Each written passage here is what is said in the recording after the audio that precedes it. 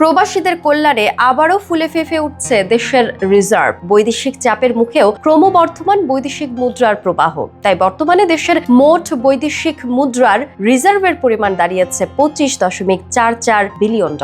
বাংলাদেশ ব্যাংকের মুখপাত্র ও নির্বাহী পরিচালক আরিফ হোসেন খান জানিয়েছেন এমন তথ্য।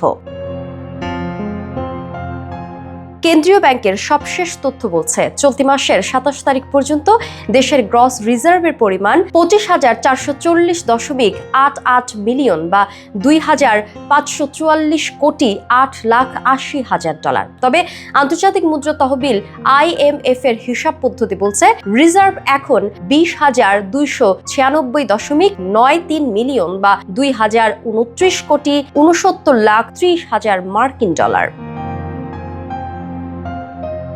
চলতি মাসের কেবল 26 দিনেই দেশে এসেছে $294,50,00,000 রেমিটেন্স। দেশীয় মুদ্রায় যার পরিমাণ $35,929 কোটি টাকা, যা দেশের ইতিহাসে কোনো এক মাসে সর্বোচ্চ। প্রবাসীদের অবদানে এক নতুন মাইলফলক স্পর্শ করল বাংলাদেশ। 5 আগস্ট পরবর্তী সময় থেকেই বাড়তি উদ্দীপনা লক্ষ্য করা গেছে প্রবাসী আয়ে। অর্থনীতির চাকা সচল রাখতে বরাবরই বড় ভূমিকা রেখে আসছে এই খাত। রিজার্ভের ক্রমবর্ধমান গতি তাই আশা দেখাচ্ছে অর্থনীতিবিদদের।